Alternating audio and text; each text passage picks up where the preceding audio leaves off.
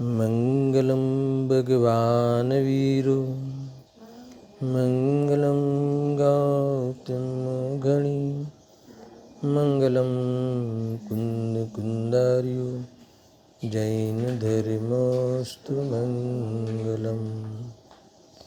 सर्वमंगलमांगल्यं सर्वकल्याणकारकं प्रधानं सर्वधर्माणां जैनं जयतुं शासनं जैनं जयतुं शासनं। नमस्मै साराय स्वानुभूत्या च कांसते चित्से भावाय भावाय सर्वे भावान्तरिंचिदिम् आत्मरूपयनुपमयद्भुत याहि लखे भवसिन्धुतरो आत्मरूप।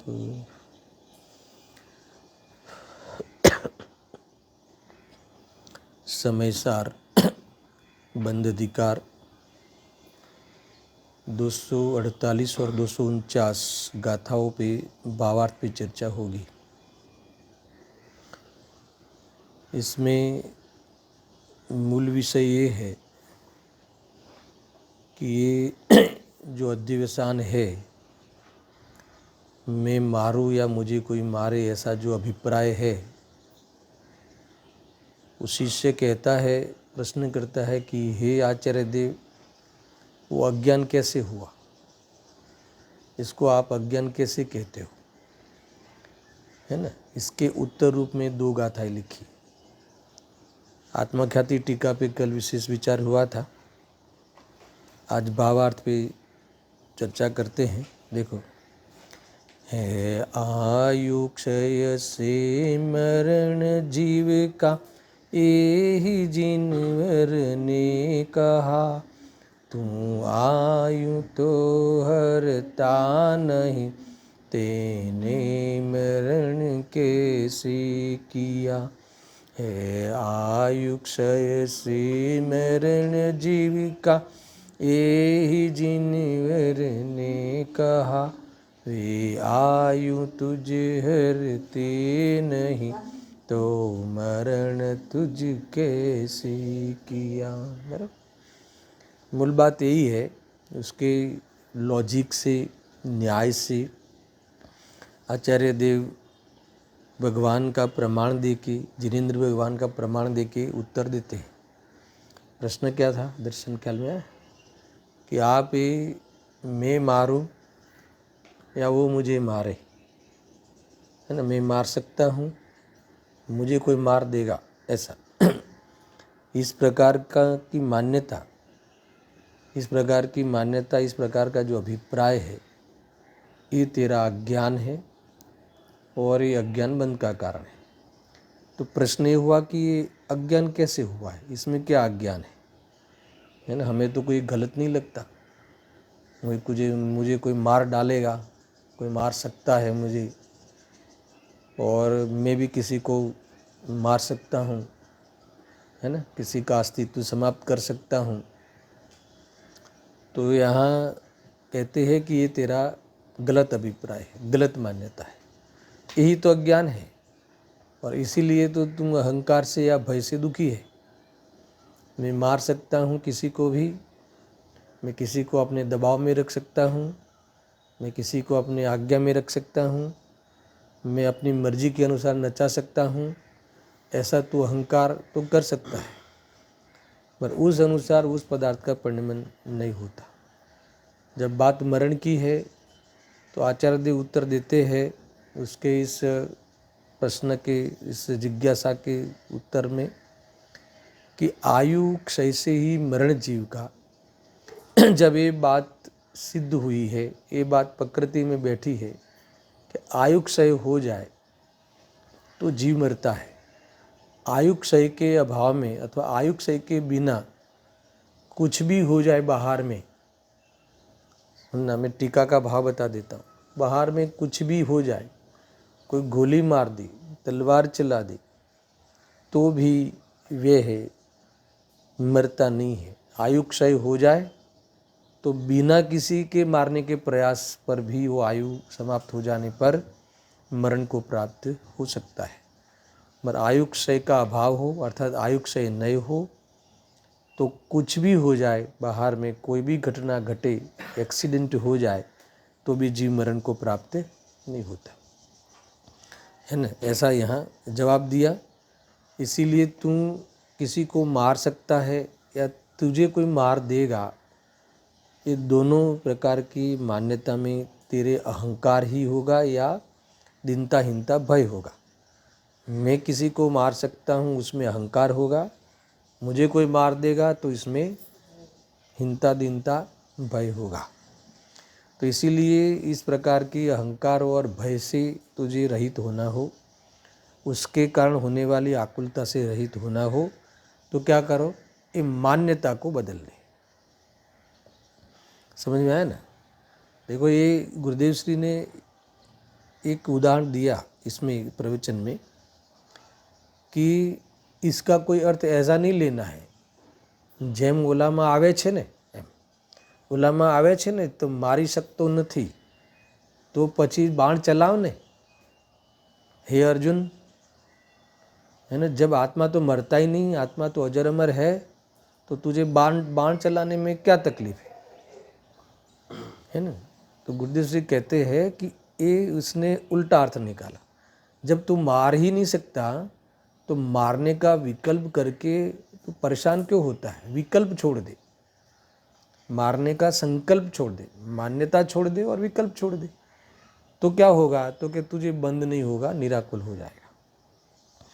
कुल मिला के यही इस गाथाओं का सार है। भाव तो मैंने बता दिया, फिर भी भावार्थ पढ़ते हैं। कुछ ऐसे कंसेप्ट नयों का प्रयोग करके यहाँ जयचंद जी साहब ने किया है, अद्भुत है अपने आप में। देखो भावार्थ, पहले अज्ञान की परिभाषा। जीव की जो मान्यता हो तदनुसार जगत में नहीं बनता हो तो वह मान्यता अज्ञान है। ये अज्ञान की परिभाषा। फिर वो जो मानता है उसमें ये परिभाषा उतारेंगे और फिर बताएंगे, सिद्ध करेंगे कि इसीलिए जो तेरी मान्यता है वो गलत है, अज्ञान है ना। यानी जैसा जानते हैं, जैसा मानते हैं वैसा वस्तु का स्वरूप नहीं है तो फिर वो वही मान्यता अज्ञान होगी। वस्तु स्वरूप से विपरीत जानना, विपरीत मानना ये अज्ञान है ना। इस ये अज्ञान की एक डेफिनेशन होगी। अब देखो इसका प्रयोग कैसे करते हैं।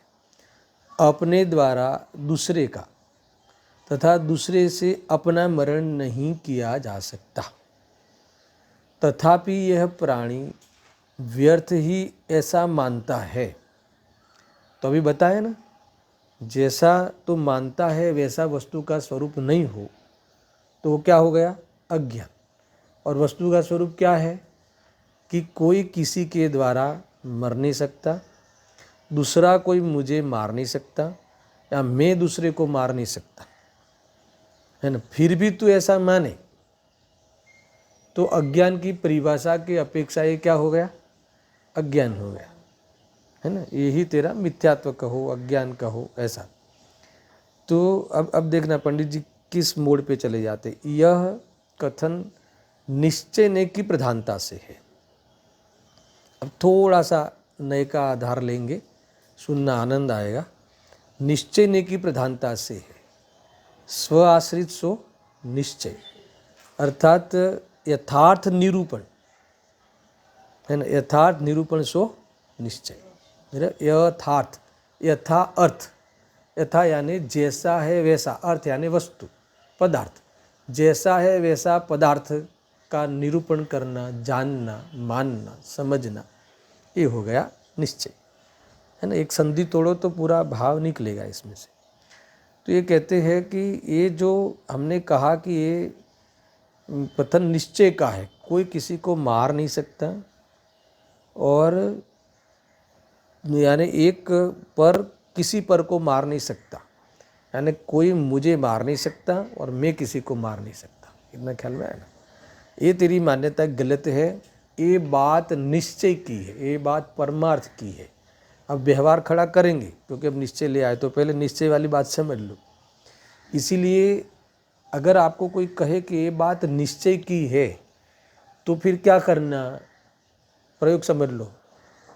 अभी इसमें जो मैं भाव बता रहा हूँ, ये बात निश्चय की है, ये बात परमार्थ की है। जहाँ भी जो बात परमार्थ की हो वो बातें करने के लिए नहीं होती, वो अनुभव करने के लिए होती है। निश्चय की बात मात्र कथन तक सीमित नहीं रखना।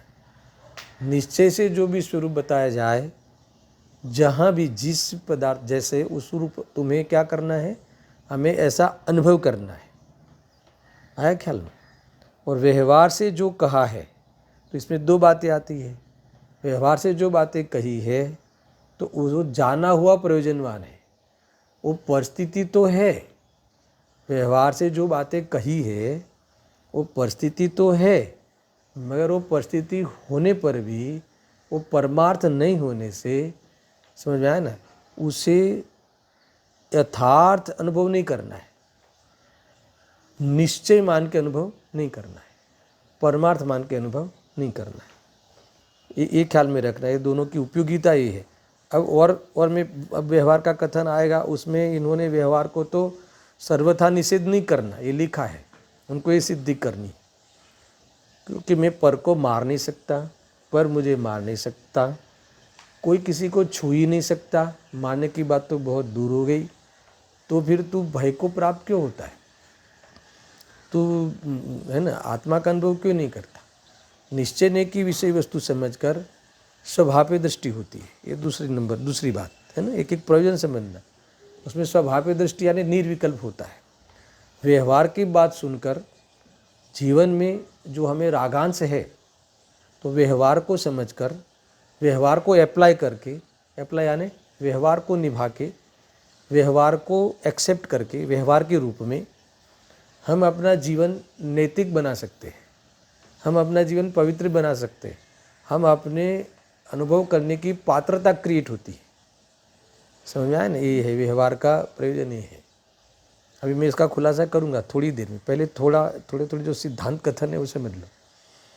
व्यवहार का सर्वथा निषेध नहीं करना, व्यवहार का परमार्थ रूप से तो सर्वथा निषेध करना, मगर व्यवहार के व्यवहार रूप से स्वीकार करना। स्वीकार करने का ये अर्थ है कि उसको जानना, उसका उस रूप से निषेध नहीं करना। स्वभाव में निषेध करना, आश्रय लेने में निषेध करना, 2-4 बार कह रहा हूँ। पर व्यवहार को व्यवहार तरीके स्वीकार करना, समझ में आया ना। इसका अर्थ क्या है कि वो जो जिस प्रकार से कह रहे हैं, और वो अगर हमें समझ में आ जाएगा तो हमारा जीवन पवित्र हो जाएगा, एकदम वैराग्यमय, नैतिकमय। हमारी पात्रता तो क्रिएट होगी, पात्रता नहीं केळवणी थसे।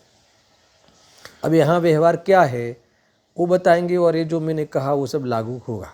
सुनना, यहाँ कहते हैं कि एक बात तो होगी, यह कथन निश्चय की प्रधानता से है। तो निश्चय करके अभी अब व्यवहार की बात कहेंगे तो कहने में गौण करेंगे, मगर अपनाने में निश्चय गौण नहीं होगा। अपना में तो व्यवहार ही गौण होगा।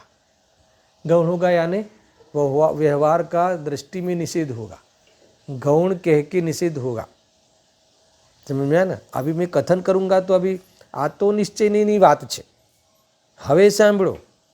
तो હવે વ્યવહારને આમ કહે છે तो बोलने में गौण हुआ ना, उसको मैंने इस थोड़े एक समय के लिए, तो ये बोलने में, समझने में, जानने में गौण हुआ, मगर जो प्रयोग में निश्चय ने है ना कभी गौण नहीं होता। मुख्य सो निश्चय, गौण सो व्यवहार, सारी परिभाषाएं है, आपको समझना है। अब मुख्य सो निश्चय माने निश्चय की बात तो जीवन में हमेशा सिर मोर रखना। निश्चय का कथन, निश्चय का विषय तो तुम हमेशा हृदयंगम करना।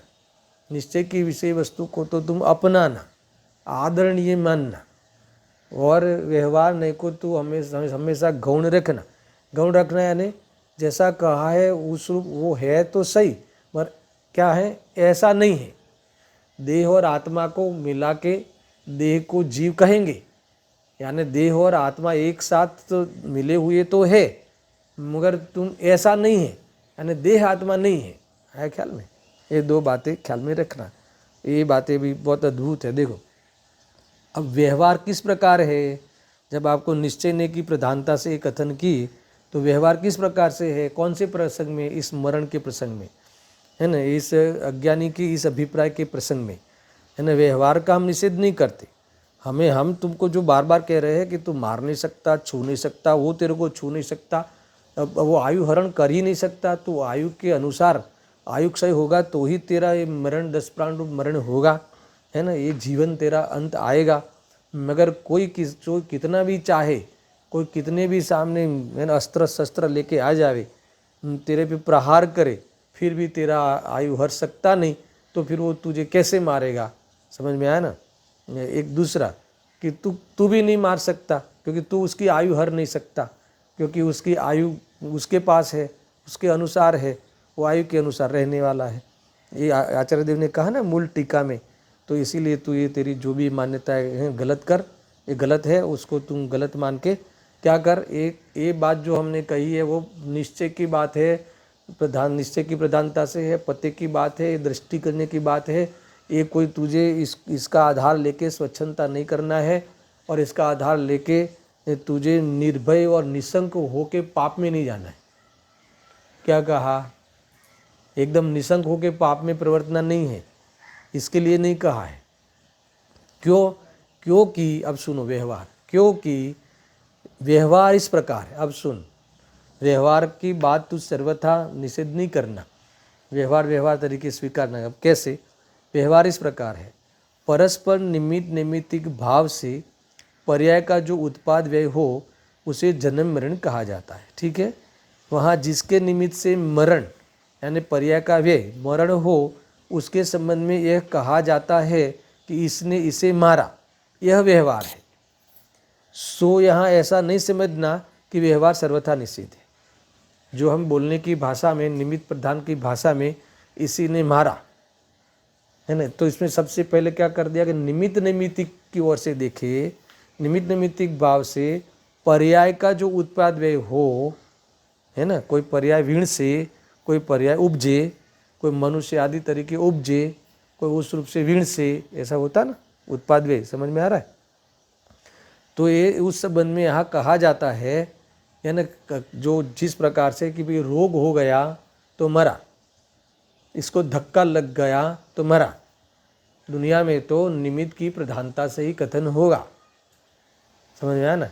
तो ये ज्ञान करना चाहिए कि जब ये मरा तब अंतरंग निमित्त तो आयु कर्म का क्षय था, और उपादान की ओर से देखे तो उसकी उस समय की रहने की योग्यता ही इतनी थी। समझ में आया ना, यहाँ मरता नहीं है, यहाँ रहने की योग्यता इतनी थी, ऐसा मानकर तुम निमित्त की दृष्टि छोड़ना, क्योंकि तुम्हें ऐसा निमित्त नैमित्तिक कार्यक्रम बहुत दिखाई देंगे। तो पहले ये समझ के निमित्त की दृष्टि छोड़ना, इसलिए उपादान का ज्ञान कराया। समझ में आया। अब तू निमित्त से भी समझना। क्यों समझना कि ऐसा होता भी है कि तेरे में क्रूरता हो तो क्रूरता से चले, क्रूरता से तू हाथ पैर चलावे, है ना, तू बिना देखे प्रमाद से चले, तो वो निमित्त पाकर कोई तुच्छ जीव, समझ में आया ना, वो अपने भले आयु कर्म का वहाँ वो समय आ गया हो, फिर पाकर वो क्या होता है, वह मरण को प्राप्त होते हैं, दुखी होते हैं तुम्हारे निमित्त से, तुम्हारे मतलब कि इस प्रकार के व्यवहार से सामने वाले जीव के प्राणघात हो जाना, है ना। देखो हिंसा की दो प्रकार से परिभाषा है। अपने पर्याय में मोह राग द्वेष उत्पन्न होना वो भाव हिंसा है, और उसका निमित्त पाकर, अब सुनना, इसका निमित्त पाकर, निमित्त का पाकर सामने वाले जीव का मात्र मरण ही नहीं, सामने वाले जीव दुखी हो, क्लेश को प्राप्त हो, तो भी ये द्रव्य हिंसा है, भयभीत हो, है ना। ये बहुत ध्यान रखने जैसी चीज़ है ना। तुम्हारा, मैं कई बार कहता हूँ ना कि देखो कोई हमारे निमित्त से सामने वाले की कसाई भड़के तो उसकी हिंसा हुई ना, उसके आनंद की हिंसा हुई ना, उसकी शांति की हिंसा हुई ना। तो हमें हमारा जीवन ये बाह्य के व्यवहार समझकर हमें इस प्रकार से बदलना चाहिए। समझ में आया ना। अब भले वो कोई कहे कि वो तो हम क्या करें, वो रागी द्वेषी है, वो रागी द्वेषी होने दो, मगर तुम्हारे में इतना तीव्रता आई ना कि ये तुम्हारा एटीट्यूड हुआ तो तुम तो दुखी हुए ना, और उसका निमित्त पाकर ये भी तो हुआ, दुखी हुआ। समझ में आया कि नहीं? इसीलिए व्यवहार की भी अपने आप में एक उपयोगिता है। इसलिए सर्वथा निषेध मानकर तुम ये जो हमने तेरे को जो निश्चय की बात कही वो तो अनुभव करने के लिए कही थी। तेरे पे निमित्त की ही दृष्टि है ना, अनादि से यही मारता है, इसके कारण क्रोध आता है। तो ये तेरे को दूसरे की दृष्टि करने का, दूसरे पे आरोप देने की तेरी गंदी आदत है ना, वो छुड़ाने के लिए, और फिर ये स्वयं से होता है और ये स्वभाव में नहीं है, तो स्वभाव की दृष्टि कराने के लिए ये सारी बातें कही गई है। क्लियर? बहुत बड़ी बात है। देखो आप ये खाली गाथा मत समझना। कोई भी जीव, मान लो कि तुम्हारे घर में कोई आया, कोई ऐसा है, तुम अपने नाराज़गी दिखाओ, समझ आया? कोई बच्चा खेलने आया तो तुम नाराज़गी दिखाओ, तो वो कितना दुखी होता है, वो बालक कितना दुखी होता है। तुम कुछ भी बोलो, जैसे कोई भी मेहमान आवे तो तुम कुछ भी एटीट्यूड करो, ये क्यों आया है, कब तक बैठेगा, कैसे करेगा, तो ऐसी तुम्हारे में कसाई आई तो तुम तो दुखी हुए। उसका निमित्त पाकर सामने वाले जीव में भी क्लेश होता है, क्योंकि वो वितरागी नहीं है। तो ये तुम्हारी ये हो गई द्रव्य हिंसा। दोनों का दोष लगता है, दोनों को यथार्थ समझना चाहिए। दोनों में दोष तो स्वयं के परिणाम का ही लगा है। हाँ, તમે કરો ભાવ इंसान, તમારા નિમિત્તથી ઓલો जीव क्लेश ने पाम्यो, वो दुखी थयो। समझ में आया ना? तो कितना मतलब कि वो तो क्या होगा, समझो मैं आपको बताऊं कि ऐसे वातावरण में, ऐसी मानसिकता में, तुम्हारे ऐसी सोच में भेद ज्ञान नहीं होता, सबसे बड़ा नुकसान। जब तक तुम्हारा ऐसा चित्त रहेगा, इतना मलिन चित्त रहेगा, इतना व्यग्र चित्त रहेगा, तो इतने व्यग्र चित्त में तुम तत्व के बारे में, सत्य के बारे में सोच ही नहीं सकते। अरे तुम्हें कोई ऐसा कहे कि बेटा तुम ऐसा क्यों करते हो, तो तुम मानोगे नहीं, ऊपर से तुम चिढ़ोगे, हमने तो बराबर ही किया था। उसको समझना चाहिए। तुम सत्य को समझ ही नहीं पाओगे। सामने वाला कोई है ना भव्य आत्मा तुम्हें कोई मतलब कि सही राह दिखाएगा तो तुम राह सुन नहीं पाओगे, इतनी तीव्रता है समझ में। देखो मैं इसीलिए ऐसे टॉपिक लेता हूँ कि ये आम बात है, घर में ये सहज होते रहता है, हर व्यक्ति के घर में। वो समझ नहीं पा रहा है ना, तो उसे नहीं समझ पा कि कितना नुकसान करता है वो। स्वाध्याय में तो उसने बोल दिया भाव हिंसा ऐसे कहते हैं, द्रव्य हिंसा ऐसे कहते हैं, और कथन कह दिया, सबको समझा भी दिया, सबने वाह वाह कर ली, जा वाणी के ज्ञान से सूझे लोका लोक, बात खत्म हो गई। बाद में वही काम चालू कर दिया, बस यही, बस जब भी टूट पड़ना, तुम्हें कहीं भी बस क्लेश से ही बात करना।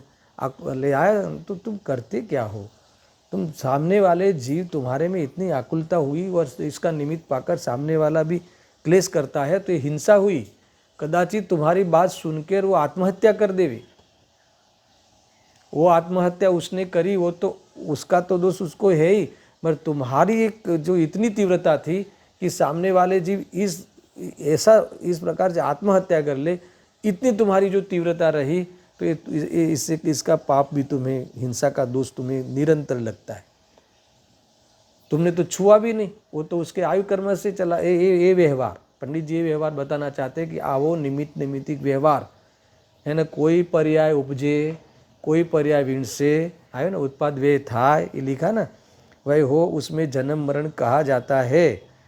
वहाँ जिसके निमित्त से मरण हुआ हो उसके संबंध में यह कहा जाता है कि इसने इसे मारा, और लोक में तो इसी व्यवहार के आधार से ही सजा दी जाती है। समझ में आएगी नहीं? ऐसे ही होते ना भाई, इसने गाड़ी से एक्सीडेंट किया, इसने वो किया, ये सब किया, ऐसा ही है, ऐसा है। तो इसने ये मारा, यह व्यवहार है। यहाँ ऐसा नहीं समझना कि व्यवहार का सर्वथा निषेध है। देखो एक है ना, आप नई प्रकरण अपन ने तो पहले लिया था भेद प्रभेद में, तो इसमें व्यवहार ने के दो भेद हैं, एक सद्भूत व्यवहार नहीं, एक असद्भूत व्यवहार नहीं, ठीक है। फिर असद्भूत के दो भेद, सद्भूत के दो भेद।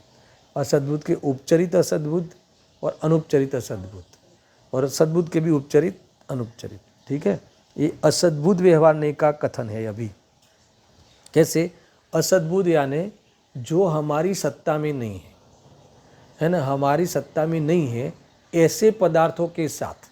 देखो व्यवहार ने दो प्रकार से, दो भिन्न चीज़ों को प्रसंगवश, है ना, प्रसंगवश सुनना, किसी अपेक्षा से, प्रसंगवश किसी प्रयोजन से एक कहना, है ना, एक कहना, एक जानना, अर्थात व्यवहार से एक मानना, वो व्यवहारने का विषय है। और दूसरा एक अखंड वस्तु में भेद करके कहना, बताना, है ना, इस प्रकार से वो भी व्यवहार नहीं। अब एक अखंड वस्तु को भेद करके क्यों बताते हो? क्योंकि उसकी स्पष्टता के लिए। अगर स्पष्ट हो जाए तो भेद का विकल्प समाप्त हो जाए। समझ में? ये तो ये सद्बुद्ध वाली बात छोड़ दो। अब असद्बुद्ध, कि असद्बुद्ध में दो भेद किए, उपचरित और अनुपचरित। सुनना इसकी उपयोगिता, आनंद आएगा। कि जो दूरवर्ती पदार्थ, इसके साथ मिला के आत्मा का संबंध कहना, है ना, जानना, और व्यवहार से ऐसा मानना। व्यवहार से मानने में दोष नहीं है, परमार्थ माने तो मिथ्यात्व। व्यवहार से देह और आत्मा को एक मानो, एक कहो, एक जानो, कोई प्रॉब्लम नहीं। पर तुम परमार्थ से मानो, परमार्थ से कहो, परमार्थ से जानो, तो बात खत्म होगी। तो पहले तो दूरवर्ती पदार्थ, अपने से दूरवर्ती पदार्थ, कि जो उसी भव में नए नए बीच बीच में आते हैं, बीच बीच में चले जाते हैं। जैसे घर, पति, पत्नी, धन, दौलत, संयोग मिलते हैं, चले जाते हैं। तो उसके साथ मिला के कहना कि मेरी पत्नी है, ये मेरा घर है, ये मेरी गाड़ी है ना, ऐसा कहना, ये एक प्रकार से कौन सा व्यवहार नहीं हुआ? असद्बुद्ध। पर कौन सा? उपचरित। क्योंकि उपचार हुआ, पर एक ऐसा है कि निकटवर्ती, कि जो जन्म से मरण तक है शरीर, तो शरीर के साथ आत्मा को मिला के कथन करना, वो है तो असद्भुत, आत्मा की सत्ता में नहीं है, मगर अनुपचरित। ऐसा उपचार नहीं है कि आया और चला गया। तुम्हारा मोह भी टूट जाए इस शरीर से, अभी राग भी छूट जाए, अरे तुम अरिहंत भी हो जाओ, तो भी इस भव में अंत तक ये शरीर रहेगा। समझा ना? इसीलिए इसको अनुपचरित कहा। ऐसा उपचरित नहीं है कि जैसे ये रुमाल मेरे हाथ में है और फिर कल नहीं रहेगा, ऐसा उपचार नहीं है। ये तो तुम्हें जन्म से मरण तक इस भव में ये शरीर की देह बुद्धि छूट जाए, अरे तुम मुनि दशा में आसक्ति छूट जाए, अरे अरिहंत दशा में अवलंबन छूट जाए, डायरेक्ट आत्मा के प्रदेश से जानने लगो, तो भी तुम्हारे देह इस भव तक रहेगा। तो इसे अनुपचरित कहा। अब मुझे ये बताना है कि दोनों प्रकार के जो व्यवहार है ना, उपचरित और अनुपचरित, उससे लाभ क्या मानना? तो देखो भेद ज्ञान के लिए ही होता है हर नए, चाहे व्यवहार नहीं हो, चाहे निश्चय नहीं हो। निश्चय ने अभेद की दृष्टि कराता है, व्यवहार ने भेद से बात करके, है ना, दो भेद को अभिन्न करके या एक में भेद करके वह हमें अपने को वहाँ से सावधान करता है, वहाँ हमें अपने नज़दीक ले जावे, है ना, ऐसी बात करता है। जैसे मान लो कि, और हमें विवेक सिखाता है। जैसे हमारा उदय प्रमाण, हमारे कर्म के उदय अनुसार हमें जो पत्नी मिली है, हमें जो धन मिला है, हमें जो घर मिला है उदय के अनुसार, तो उसमें उसको स्वपत्नी, परपत्नी, स्वधन, परधन का विवेक आ जाए। समझ में आया कि ये तेरी पत्नी है, बाकी की बहनें तेरी पत्नी नहीं है। तो स्वपत्नी, परपत्नी का उसमें विवेक आ जाए। ये जो क्यों कहते हो पत्नी? क्योंकि मेरा इसके साथ निमित्त एक ऐसा संबंध है, तो इसके साथ पति पत्नी का व्यवहार है, बाकी के साथ हमारा ऐसा संबंध नहीं है। तो विवेक आ गया। किसी के घर पे डोरे नहीं डालेंगे, किसी की दौलत पे डोरे नहीं डालेंगे, तो ये हो गया। तो हमने कई पदार्थों से हम निवृत्त हो गए। समझ में आया ना? ये है गजब की बात है भाई। तो आत्मा कहाँ है? अब देखो, अब जो शरीर अनुपचरित ले लो, कि शरीर के साथ मिला के आत्मा एक इंद्रिय, दो इंद्रिय, तीन इंद्रिय, चार इंद्रिय, नर नारकी आदि जीव है। तो ये शरीर के साथ मिला के कहा, तो हमें सारी दुनिया में अपने को नहीं ढूंढना है, आत्मा को जानना है ना। तो ये जो शरीर में बैठा है ना, ये तेरे सहयोग में जो शरीर में जो जानने देखने वाला बैठा है ना, वो तू है। तो सबसे पहले हमें अपने को जानना है, अपने को ढूंढना है। तो हम अपनी पत्नी में ढूंढे, अपने पिता में ढूंढे, अपनी माता में ढूंढे, तो क्या वहाँ नहीं है? ढूंढते कि नहीं ढूंढते, है ना? तो ये कहते कि सब तू बकवास छोड़ दे, खाली जहाँ तेरा शरीर है, देह प्रमाण है आत्मा, तो जहाँ देह है उतने प्रमाण में वहाँ तेरा आत्मा है, वहाँ तू है। और वहाँ कौन है? चैतन्य स्वरूप, एक ए। दूसरा प्रकरण हिंसा का चल रहा है, तो एकेंद्रिय आदि शरीर के साथ कहेंगे तो कि एकेंद्रिय आदि को जीव कह देना, शरीर को जीव कह देना। तो हम इसको सर्वथा ऐसा नहीं माने कि ये तो शरीर में तो जीव है ही नहीं, तो फिर मसल देवे और मार देवे। तो कहता भाई इसको भी जीव कहा है, जब तक इसमें जीव है, शरीर को भी जीव कहने का प्रयोजन ये है कि ध्यान रखना, सावधान रहना कि वहाँ एक 3 लोक का नाथ भावी तीर्थंकर जैसा जीव अंदर में बैठा है। आया ख्याल में? तो तुझे वहाँ से वो जो उसके प्राणघात करने का भाव अर्थात प्रमाद के वश होकर इसका जो होवे वो होवे, ऐसे तेरे निमित्त से इसका प्राणघात होने वाला जो व्यवहार कहा हिंसा का, वो प्रकरण समाप्त हो जाएगा। समझ में आया कि नहीं? भले वो हमने कह दिया, क्या कह दिया कि तब भी तुम्हारे विकल्प करने के बावजूद के होते हुए वो मरा, तब भी वो तुम्हारे विकल्प से नहीं मरा, हाँ उसके आयुष्य से मरा। तो वो इसीलिए समझाते हैं कि वो तुझे तेरे तू व्यर्थ में तू मारने का प्रयास नहीं कर, विकल्प छोड़ के स्वरूप में चला जा। इसीलिए हमने तुझे निश्चय की बात कही थी।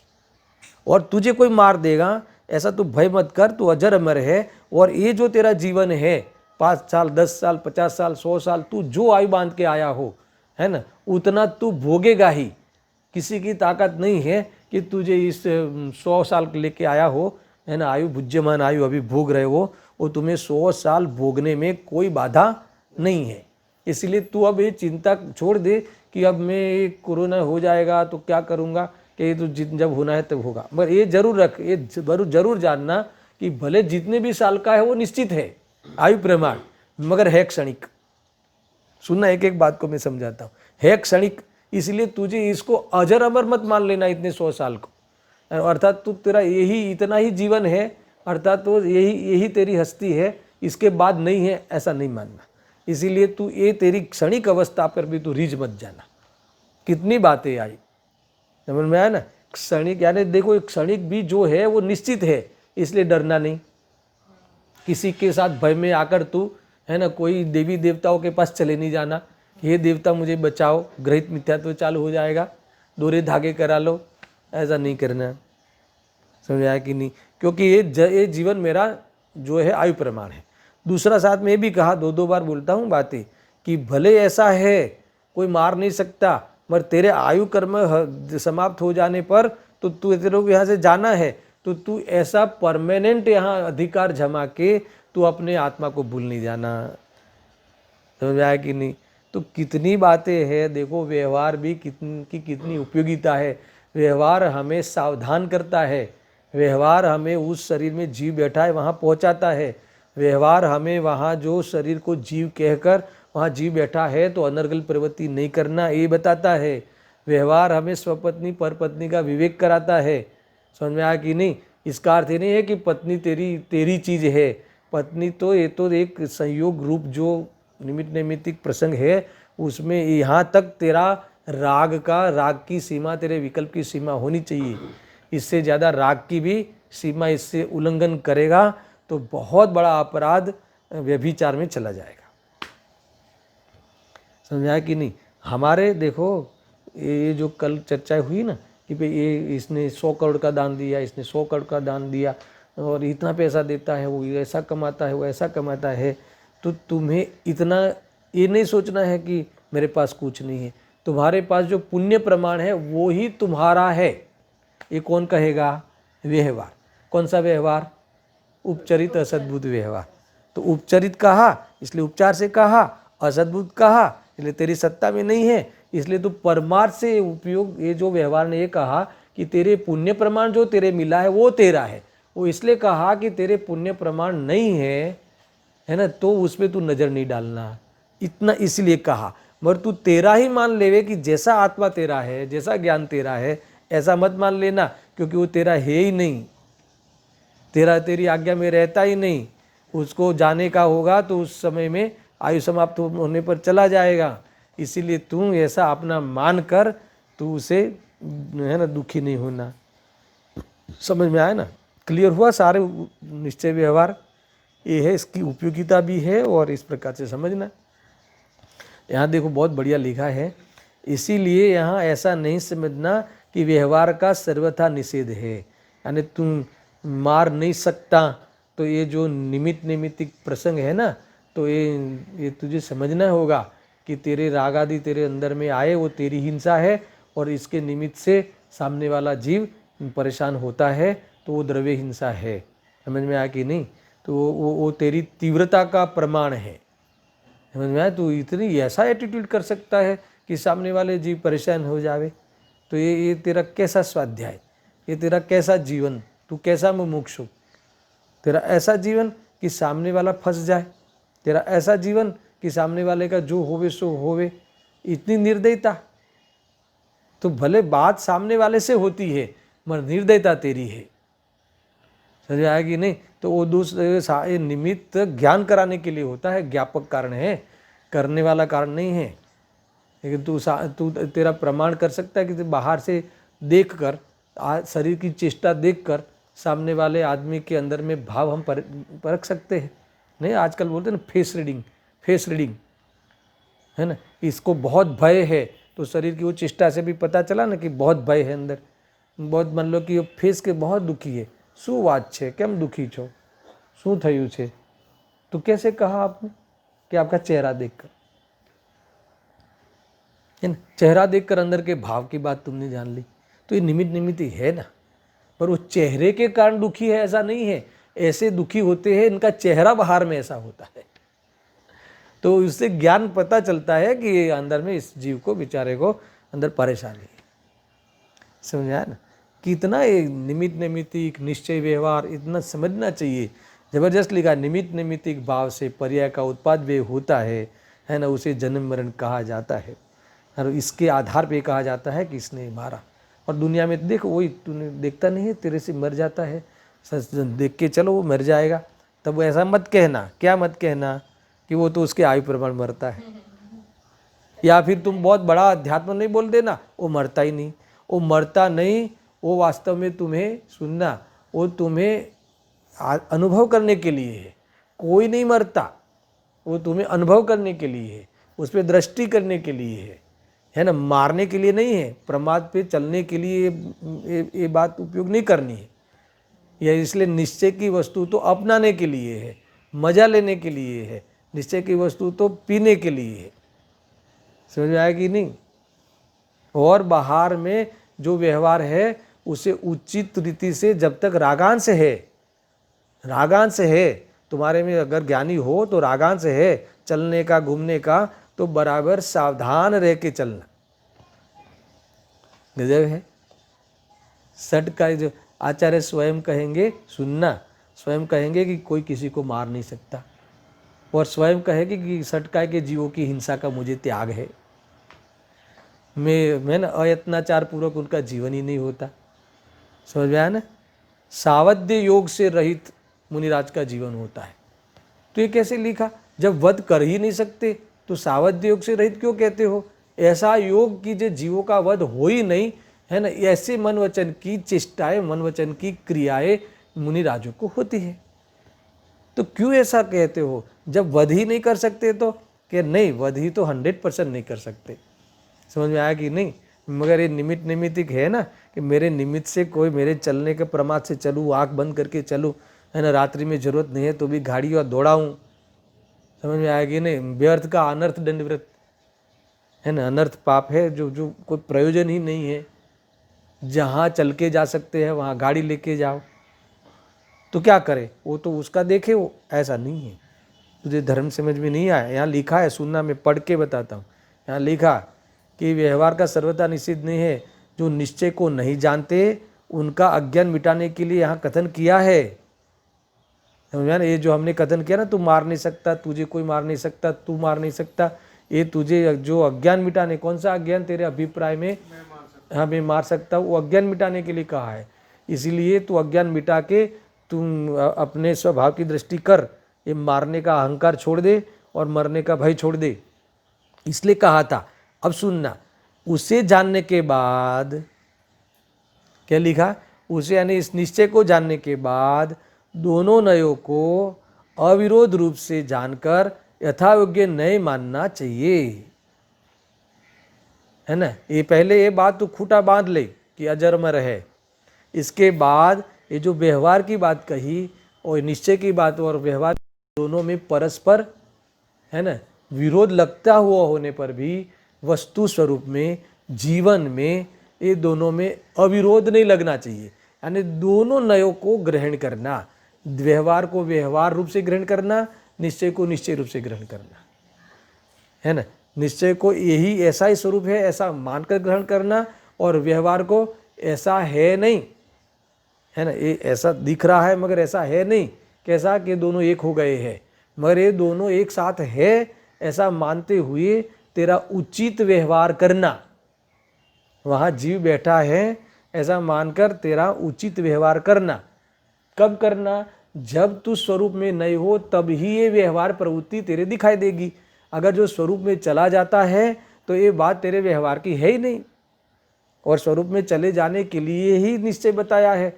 और जब तक नहीं जाता, जब तक गृहस्थ जीवन में रहता है, तब तक तेरे व्यवहार में खोट नहीं होनी चाहिए। आया समझ में? इसलिए दोनों अविरोध रूप से, दोनों नए नए की विषय वस्तु ज्ञानियों के जीवन में, है ना, जैसे कही है उस रूप से यथार्थ रूप से होती है ना। मारने का भाव है नहीं, सुनना, मान लो कि लड़ने का भाव तो है पर मार सकता हूँ ऐसा मानता नहीं। बचाने का भाव तो है, सटकाई की जीवों की हिंसा का त्याग मुनिराज को बचाने का भाव तो है, पर मैं बचा सकता हूँ ऐसा मानते नहीं, है ना। और ये ऐसा मानने के कारण बचाने के भाव का जो आयुष्य है, क्या कहा, वो बहुत कम होता है। इसका अर्थ क्या कि फिर वो विकल्प का आयुष्य कम होता है, यानी निर्विकल्प का पुरुषार्थ बार बार उठता है।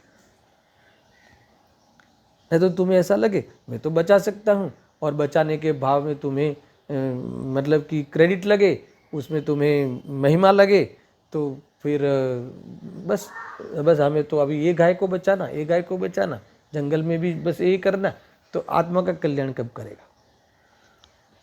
समझ आया कि नहीं? इसीलिए मनुष्य भाव नहीं मिला है।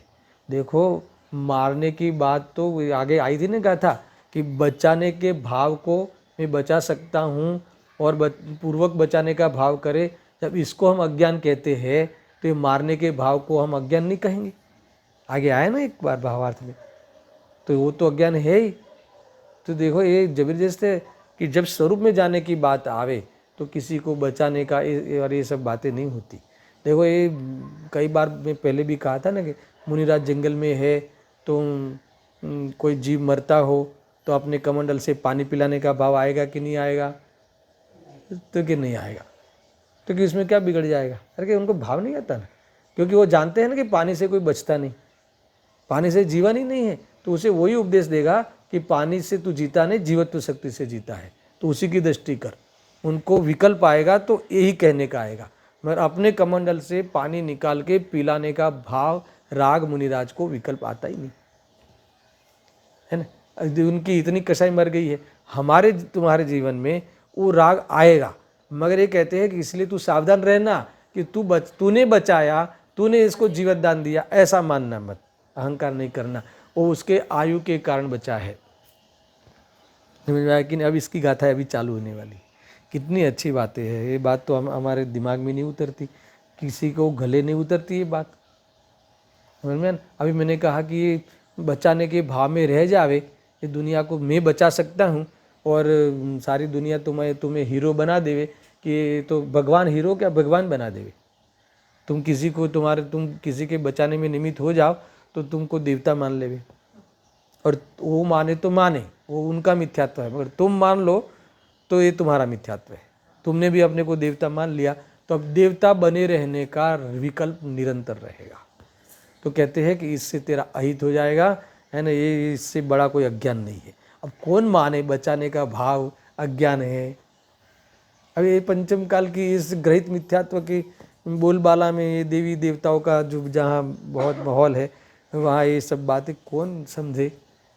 ये समझने लायक है भाई। अगर नहीं समझे ना तो कुछ नहीं होगा, है ना। ऐसा समझना। इस प्रकार से भावार्थ समाप्त हुआ।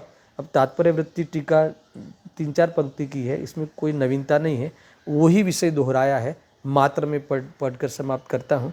कल मैं 250वीं गाथा और अब जिलाने वाली बात, अब मरण की बात समाप्त हुई, अब जिलाने में भी ऐसा ही अभिप्राय वो बात आगे करने वाले हैं। पहले ये सुन लो तात्पर्य वृत्ति। अब यह अध्यवसाय, सुनो यहाँ सुनो। अब यह अध्यवसाय कैसे है, इस प्रश्न का उत्तर देते हैं। कौन सा? ये तेरा अभिप्राय, अध्यवसाय ने अभिप्राय, मान्यता, ये मारने वाली और मरने वाली है ना, ये सब है ना, कैसी अज्ञान क्यों है, कैसे है, इसकी बात करते हैं, है ना। से बहुत ज़्यादा फर्क नहीं लिखा है इसमें। आयु के क्षय से जीवों का मरण होता है, ऐसा जिनेंद्र भगवंतों ने कहा है। उनका आयु कर्म तुम हरण नहीं करते हो, क्योंकि उनकी आयु का क्षय तो उनके स्वयं के भोगने से ही होता है। रीजन दे दिया। तेरी मान्यता क्यों गलत है, हम उसको क्यों अज्ञान कहते हैं, तुझे गलत फहमी है, ऐसा क्यों कहते हैं कि जिनेंद्र भगवान ने कहा है कि आयु के क्षय से जीवों का मरण होता है। एक फिर उनका आयु कर्म, उस जीव का जो तूने मैंने मार सकता हूँ, उस जीव का आयु कर्म तुम हरण नहीं करते, हरण कर ही नहीं सकते। क्यों नहीं कर सकते? क्योंकि उनकी आयु का क्षय तो उनके स्वयं से भोगने से ही होगा। कि बहुत बड़ी बात है। हमारी आयु का क्षय, हमारी आयु का व्यय, हमारी आयु की समाप्ति आयु भोगने से होगी। यानी मुझे इतनी भोग के ही मैं जाऊंगा। कोई ऐसा सोचे कि ये कब जाएंगे, ऐसा नहीं होता। ये तो अपनी आयु पूरी भोग के ही जाएंगे। अरे जीव स्वयं पे चिढ़ता ना, कोई बड़ा रोग हो जावे तो मैं क्यारे जईस, है ना, फलाना भाई जता रहा ने, हूँ अजू नहीं अहिया नहीं अच्छू। कि तुम्हें तुम्हारी इतना विकल्प और आर्त रोत ध्यान मत करो। तुम्हारी आयु समाप्त होने पर ही तुम जाओगे, है ना। जाओगे तो भी तुम मरोगे नहीं, है ना, ये बात ध्यान रखना, है ना। और तुम्हें ये बार बार आना और बार बार जाना, वो प्रोग्राम बंद करना हो तो अभी ये जो आयु की तरफ मत देखो, है ना, आयु रहित आत्मा को देखो, समझा है ना। तो ये आने जाने का प्रोग्राम बंद हो जाएगा। कितने विकल्प, कितनी आजीजी, कितनी समय, क्या है इस जीवन में, कोई मतलब नहीं है। तो तुम ये जन्म मरण का अभाव करो, नहीं तो ये कहीं के नहीं रहोगे, ऐसा कहा है। देखो, उनका आयु कर्म तुम हरण नहीं करते, क्योंकि उनकी आयु का क्षय तो उनके स्वयं के भोगने से ही होता है। तो फिर किस प्रकार उनका मरण तुम्हारे द्वारा किया गया, और उनके द्वारा तुम्हारा मरण कैसे किया गया? तो क्या नहीं किया जाता। इसलिए तू सबसे पहले क्या कर, ये मान्यता को बदल, यानी तेरी खोटी मान्यता छोड़ दे। तो इससे क्या होगा, एक बार करके तो देख। ये तेरे जो विकल्प और ये भय और ये अहंकार से तेरा माथा तपता था और भय से तू निरंतर कांपता था, ये सब समाप्त हो जाएगा। ये सम्यक दर्शन की इतनी महिमा है संकित। और ये सम्यक दर्शन के साथ जीव वितराग हो जाए, पूर्ण हो जाए, तो अरिहंत पद सिद्ध पद को प्राप्त हो जाए, तो इससे बड़ा और लाभ क्या हो सकता है।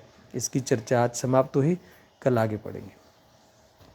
सहजानंदी शुद्ध स्वरूपी अविनाशी हूँ आत्मस्वरूप। सहजानंदी शुद्ध स्वरूपी अविनाशी हूँ आत्मस्वरूप। सहजानंदी शुद्ध स्वरूपी अविनाशी हूँ आत्मस्वरूप।